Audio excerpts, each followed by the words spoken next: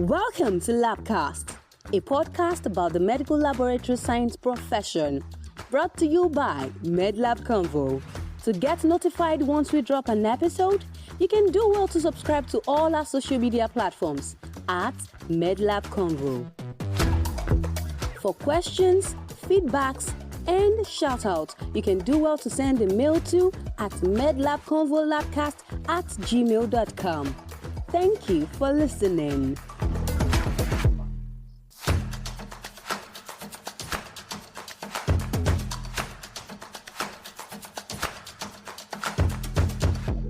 Quick one, if you were to delete 1 year from history, which year would it be? I know for certain that for some people, it would be 2020. I mean, when COVID-19 hit, the world changed almost overnight.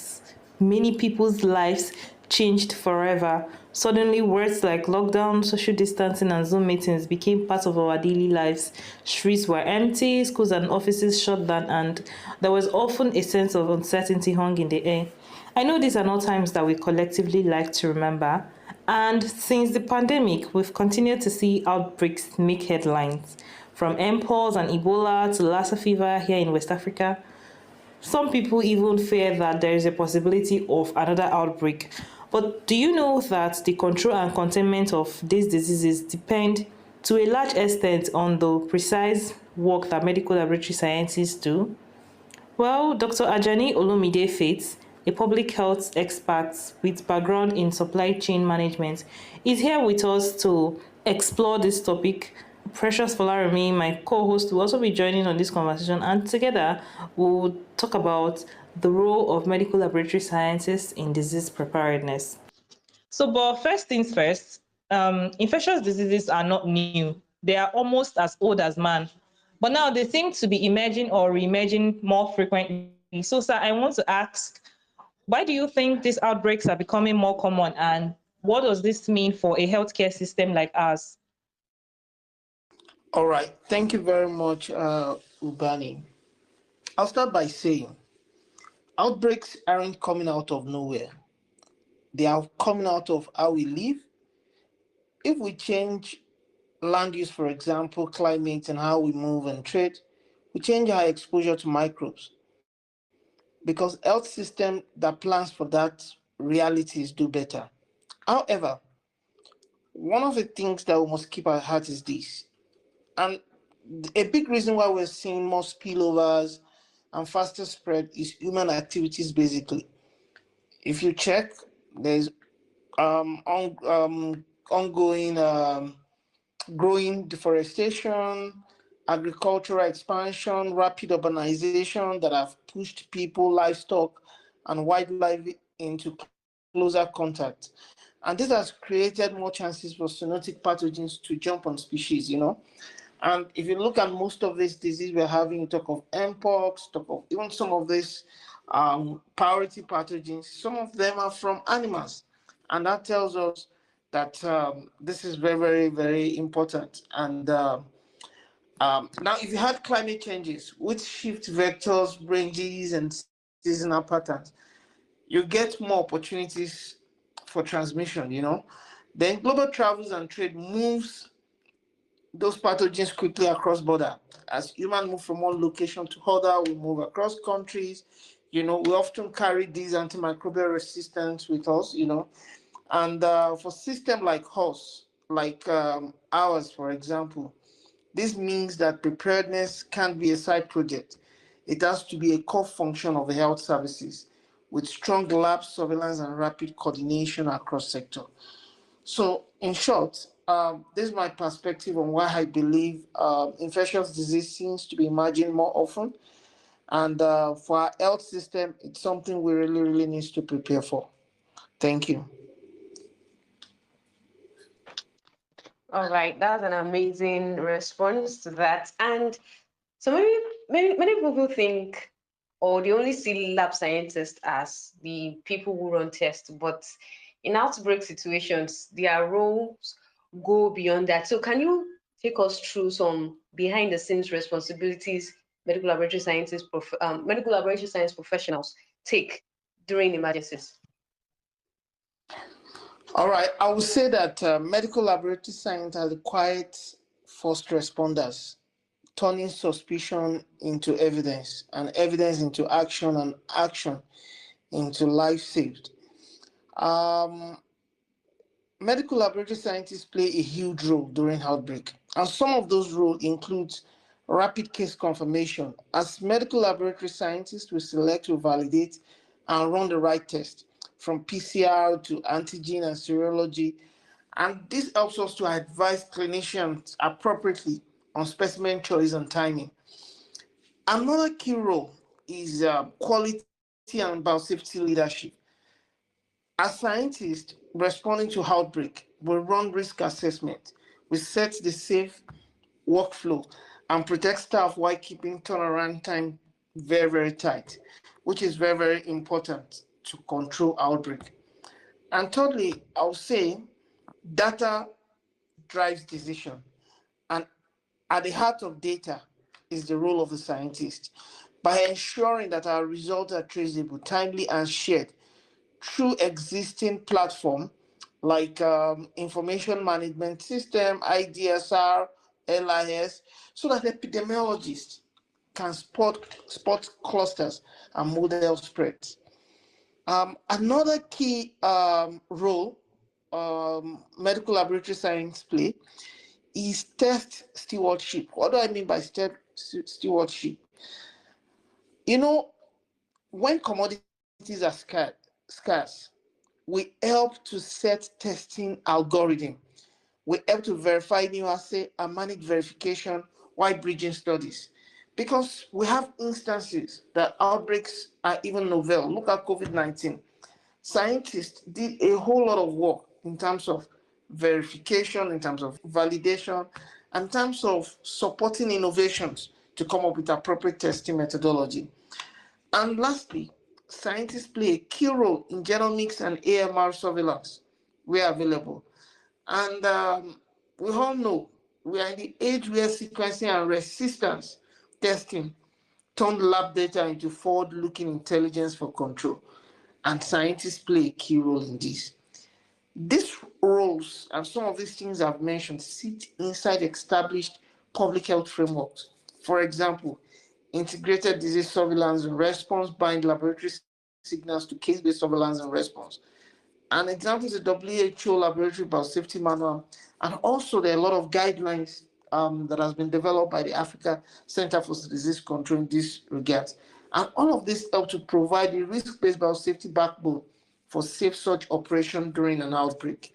And I believe these are not exhaustive of the role medical laboratory scientists play, but medical laboratory scientists, COVID-19 has really brought out the function and role of medical laboratory scientists in an unprecedented way. And this is one thing that we should keep at heart, that scientists plays a huge role in outbreak. Without testing, then it becomes difficult to control an outbreak. Thank you. To add to the extensive answer that you've given, medical lab scientists also ensure that these specimens, they are collected accurately and safely, transported and stored in a way that its storage do not cause further infection to other people. So this is also another vital role. Bosa, while you were talking, you talked about biosafety measures, and I wanted to ask if you can just briefly hint some specific biosafety measures and PPE protocols that medical lab scientists follow when handling high-risk pathogens, because at all points in intervention, they tend to come in contact with these specimens. So how can they make sure that they are safe? Yeah, to make sure they are safe is very simple. As a professional and as a scientist, at the core of the training is PPE. In fact, it's a key part of the training as a medical laboratory scientist anywhere you are in the world. And it's as simple as following the protocol, understand the pathogen you are dealing with. Different pathogens have different biosafety requirements. And the biosafety requirement will also determine how you manage your PPE and how you manage your safety procedure. So the first thing you need to understand is, what are we dealing with? If you're dealing with anthrax, you're working in the lab, you're dealing with Ebola, you know that you have to go mad, you have to be fully kitted as a scientist to work in the lab, and you have to follow all the extant protocol and guideline established in the lab.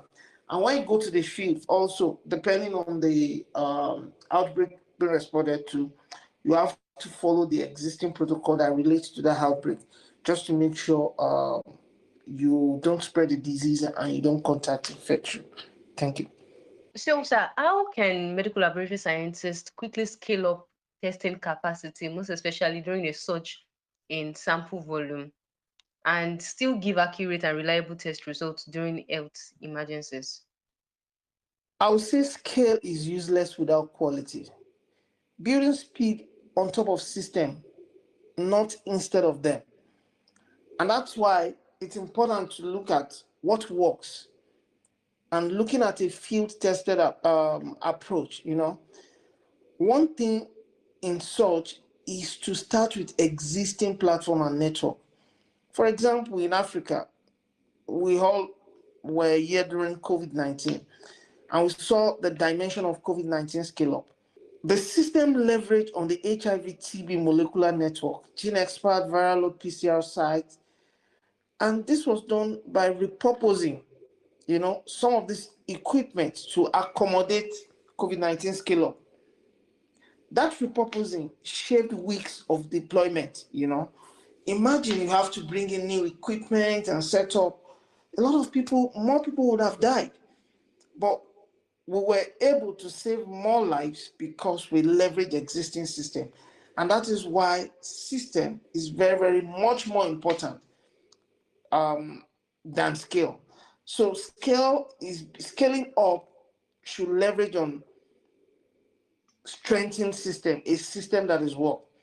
Another thing is use of clear and tiered algorithm, and this is how scale up can really help, centralizing complex PCR, for example, and decentralizing screening where appropriate, while escalating positive or equivocal results to the reference lab. What is this saying? What I'm saying in essence is that you have a centralized reference lab or regional reference lab where you do confirmatory test or send sample for verification, for PCR, and for all these genomics and complex tests. But the central level, at the field level, there must be minimum screening tests that is available for detection. And another thing that's very, very important, leveraging on what you added to the previous conversation, is applying pooling when prevalence is low. What do we mean by pool testing?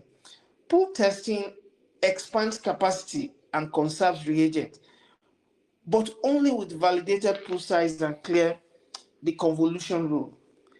And what this is speaking to is that you have instances where the volume of test requirement is low.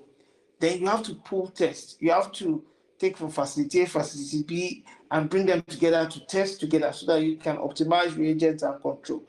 Or alternatively, depending on the pathogen you are looking for, pool over a period of 2-3 days before you test, especially for expensive reagents that you have to look at control and all that. And depending on the nature of the outbreak you're responding to, if it's not an emergency, and depending on the stage of the testing, for example, if you're doing genomic sequencing, So another thing that what works is to be able to scale up testing quickly during storage and still maintain accuracy. The lab must run quality in parallel with scale.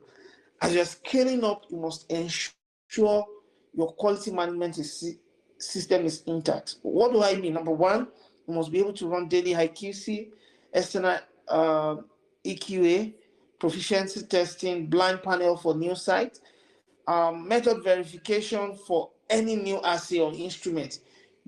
You must do that. You must not overlook it.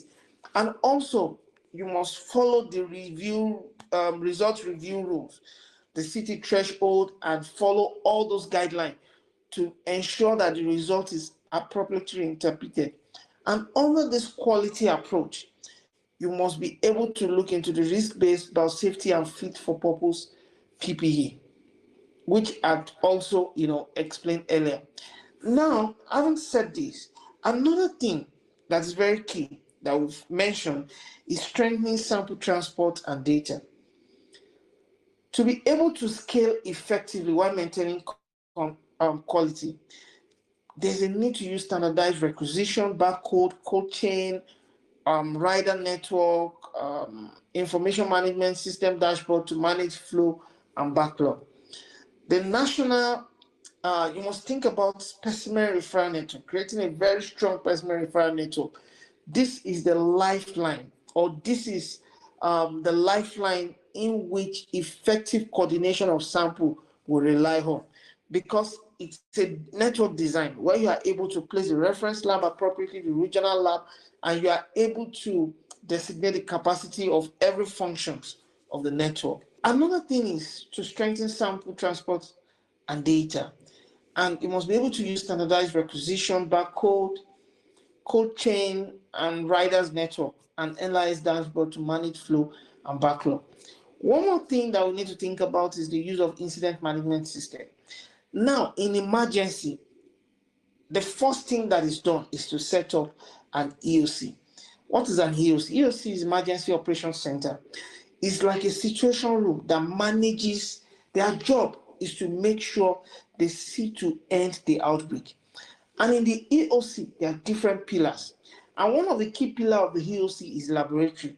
So the importance of having a laboratory expert in the EOC is to be able to serve between the emergency operation team and the lab and ensure that supplies, there's no shortfall of supplies, there's adequate staffing, and reporting is synchronized appropriately.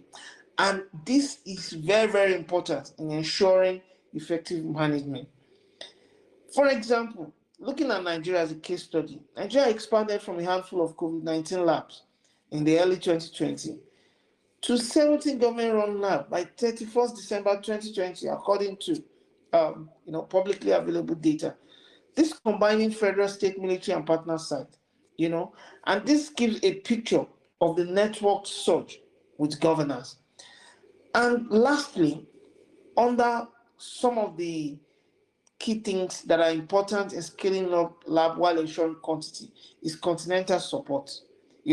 Example, Africa CDC has been playing a huge role in supporting testings, millions of tests, mobilizing reagents, supply chain training, field team, training of epidemiologists, scientists, and they've been providing regional leadership and coordination that has helped to also accelerate national scale-up of strategies within response to emergency from the laboratory perspective. Thank you very much.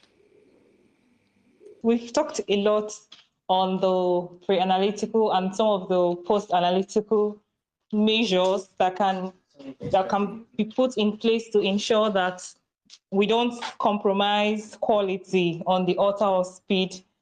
But I also wanted to ask, what are the things that happen? What is like the analytical process like? You talked about setting up an EOC when an emergency happens, but what kind of tests are important or are critical for the rapid dictation of cases when an outbreak happens? So it depends on the pathogen we're responding to, or the outbreak or the disease. For example, you have to look at accessibility and availability of the reagent. For example, you have to look at, for example, if you're responding to cholera, you have to ask which resources are available. Do you have a rapid test kit? If you have a rapid test kit, then you deploy it to the field team. If it's ELISA or PCR, these are tests that cannot easily be done in the field. Then you have to identify a facility that you have to, set up to provide that support close to the ground zero of the response. Then when you think about genomic sequencing or PCR testing and there's no capacity, you can't just deploy a PCR machine within minutes, then you have to think about a strong sample referral network to be able to send it to the genomics lab or to the PCR lab to be able to provide more information. So the test you deploy is dependent on the type of pathogens that you're responding to, the availability and accessibility of reagents at that time, and the availability of also skilled workforce to be able to do the work, the testing, and to be able to run the analysis. Thank you. I believe when it comes to outbreak response, medical laboratory scientists or professionals can't do it alone. So now let's talk about collaboration. How can medical laboratory scientists work more effectively with epidemiologists, clinicians, and public health agencies in outbreak response? First, I would say preparedness is a team sport, which involves medical laboratory scientists, supply chain experts, epidemiologists, clinicians, vets, environmental health, and all these people must be trained together before the whistle even blows, you know. So having said this, there are a lot of people that forms a team, including even one health expert, you know, because in responding, you must think of a one health approach. And, you know, collaboration moves that works uh, uh, that I've seen as some of this I'm going to talk about. Number one, embed lab in One Health. That approach is very, very important because many imagine threats as zoonotic. And medical laboratory scientists should sit at the table with the veterinarians and environmental counterparts. And they have to use this quadripartite One Health Joint Action Plan as a common roadmap. And this is very, very important because if 70% of diseases are of zoonotic origin, then it means conversation with colleagues in vets, in environmental, we need to have strong coordination. In agric, we also need to work together so that it can be an holistic approach.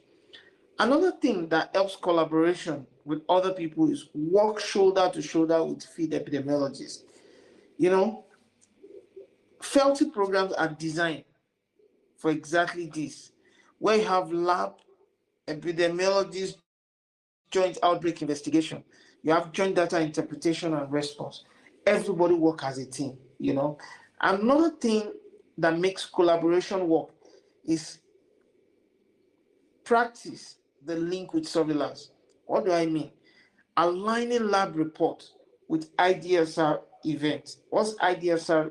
Integrated Disease Surveillance Event, and case-based surveillance So signals can flow from the bench to the EOC. You know, that linkage is very, very important. And also another thing that helps collaboration for preparedness is that roles must be formalized. For example, you have to pre-design a lab operation cell in the EOC, which I've explained earlier. You have to define escalation paths for shortages or QC issues or run joint simulation exercise. And this simulation exercise can be full scale, they can be tabletop or drill simulation exercise, you know, in which when you have all the teams together, the epidemiologists, you do a simulation even before emergency and say, what if there's an outbreak of Ebola today? Who does what? Who give this order? Who act on this? Who follow up on this? And it makes everybody easy. It makes it easy for everybody to work as a team. Also, another thing that helps collaboration more effective is sharing of data responsibly. That means as experts and as medical laboratory scientists, to collaborate with others for preparedness, you must be able to agree on minimum data set, privacy rule, near real-time dashboard before crisis. So there's no delay when it matters. For example, people are in the EOC, they are waiting for the information from lab to make decision.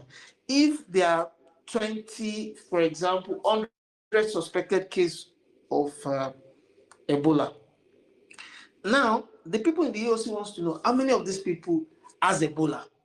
If they don't have that information on time, then there's a problem. Because if all of them has Ebola, they have to go for contact tracing to be able to control the outbreak. But if they are not sure they have it, then it becomes a problem to be able to take on the next decision. And this also emphasizes the critical role medical laboratory scientists play even in disease detection, in contact tracing, in preparedness and response. Thank you very much. Well, thank you, sir, for highlighting those points, and especially for talking about the One Health approach. We had an episode around it sometime in the past. So one thing that we've established during the course of this conversation is that medical lab scientists play a very key role in disease preparedness. But I know you would agree with me that it's not just any medical laboratory scientist that can fit into these roles. So I want to ask, what are the skills or what kind of qualifications does one need? What kind of continuous learning or upskilling does one need to be able to respond effectively in cases of emergencies and outbreaks? Thank you very much. I'll start by saying this. Readiness is a muscle. Quality systems, people, and practice keep it strong. And this emphasizes the importance of capacity building, even for outbreak readiness, for preparedness. And these are the things that are important in making sure our labs are also ready for outbreak. And when you say ready, that means the lab is designed in a way they are prepared that any of these emergencies can happen anytime. And if it happens, as the shortest possible time, they are ready to respond. So the question is, what are the important capacities that are required? I will start by saying, number one, quality management and accreditation is very, very important. Because anybody that will, any expert or medical laboratory scientist that will support outbreak response must be grounded in quality management principles. And also, appropriate lab, especially reference lab and tertiary lab, they are doing specialized testing that are confirming results, must have accreditation. The ISO 15189 is the gold standard, the one for updated as of 2022.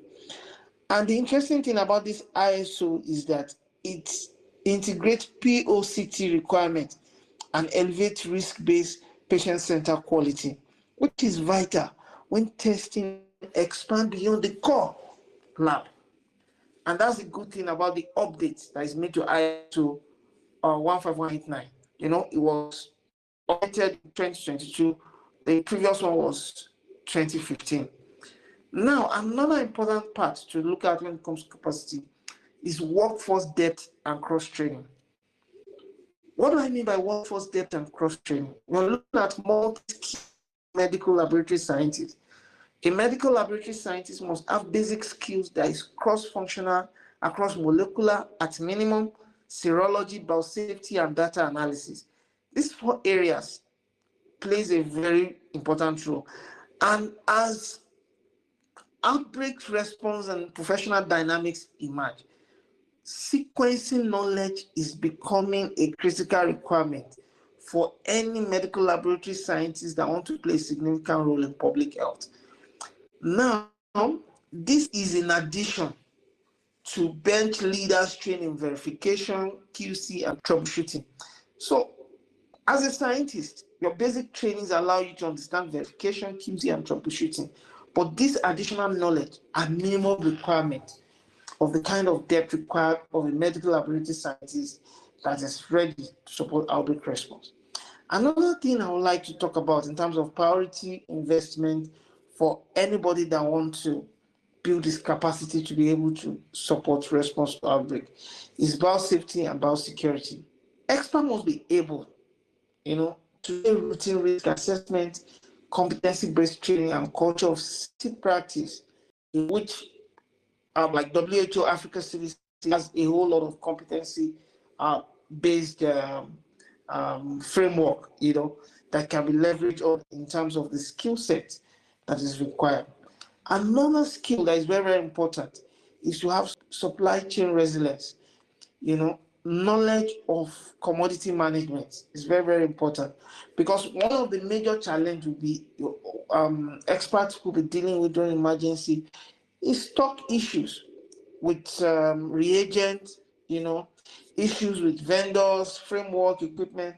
As a scientist, scientists must begin to build skills around this, in terms of supply chain, how to negotiate contract, how to negotiate equipment service agreement, how to, develop priority reagent list in line with the priority pathogen, and, avoid fragmentation. And another area of capacity is digital foundation. You know, Scientists that will support IDSR or outbreak or emergency should have basic knowledge of barcode tracking, simple dashboard that is aligned to IDSR indicators. These are some of the important skills that are important. And lastly, I'll talk about proficiency and practice. See, if you develop all the skills in the world and you don't practice it, you may lose it. And proficiency is important. No matter how good you are, there's need for consistency, there's need for standard. And that's why regular IQA participation, internal audit, national and regional simulations to test end-to-end readiness is very, very important for scientists. And all of these skill sets, is very, very important priority as a capacity building approach, in supporting competencies around public health laboratory response. Thank you. So, sir, looking back at COVID-19 and even earlier outbreaks like Ebola or Lassa fever, what do you think were the biggest lessons for laboratory systems in Nigeria, or even for Africa, or more broadly? Well, speed, system, and trust. If we can build those three, we can bend the curve. We want to talk about bending the curve. You're talking about the end stage of an outbreak. When there's an outbreak, there's a surge, it keeps going up. When interventions start coming, it start coming down. And that's what about bending the curve. And I'll say 3 key concrete lessons are this. Number 1, it needs system in terms of speed to response and all of that. It requires system. For example, in West Africa, Ebola epidemic was characterized by weak transport, communication issues, dramatic delay for specimen movement and reporting. There were a lot of issues around turning a containable event into a catastrophe, and investing in sample referral network and lab EOC links is not negotiable. So these are some of the things that are lessons that we've learned.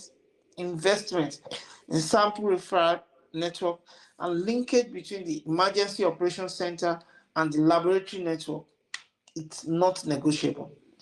Another second lesson is use what you have.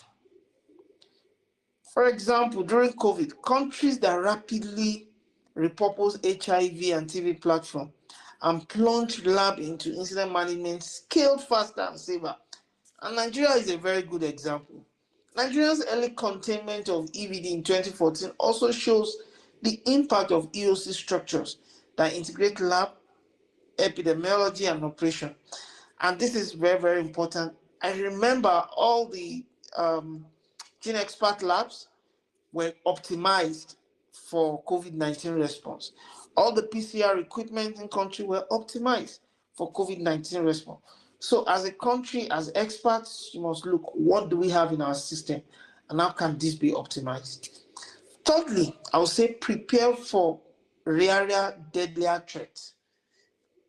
And that's one of the key lessons. The Marburg outbreak in 2013, for example, in Tanzania and Equatorial Guinea, reminded us that high fatality pathogen can appear without warning. So the lesson is maintaining validated filovirus testing capacity at regional reference lab and prearrange sample referral to them, save times and life. So we must create a system so that during emergency or worst case scenario, what you are just waiting for is to activate it, not to sit around and start thinking as if you've not learned anything from previous outbreaks. And these are some of the 3 key lessons that has been learned. Thank you. Thank you very much, sir. So, like we said in the beginning of the conversation, that infectious diseases are re-emerging at a faster rate than they used to be. What it means is that there are also chances that we would experience more outbreaks, possibly another pandemic. But instead of us to be fixated on that, I think we should think more about how to strengthen laboratory readiness. So, as a way of concluding, do you have any tips or any practical steps you can share with regards to how we can strengthen laboratory readiness for future outbreaks? Number one, implement quality management system. Build capacity Okay. on rolling basis. Update the curriculum of young professionals or university education to include core component of emergency preparedness and response, such that as a scientist, every basic information and training that is needed to support emergency, a scientist have it, a medical laboratory scientist has it. And I will say this, outbreak test our systems in real time. When labs are integrated, quality-driven, and connected to the wider response, they don't just confirm cases, they change the trajectory of epidemics. And these are the things I will say, and these are the advice I'll give, and these are the things I feel if we take cognizance of, we can change the way outbreaks are responded to. Thank you. Thank you so much, sir, for this amazing episode. And with this, we've come to the end of this episode. Thank you so much for tuning in to Labcast, where we shine a spotlight on the vital role of medical laboratory scientists in protecting global health. So today's conversation reminded us that behind every pandemic response are skilled medical laboratory scientists working tirelessly to detect, diagnose, and defend against infectious diseases. Our expertise is not just technical, it's also essential to saving lives. So, as outbreaks continue to challenge health systems worldwide, preparedness starts with strong laboratories, well trained personnel, and collaboration across every level of healthcare.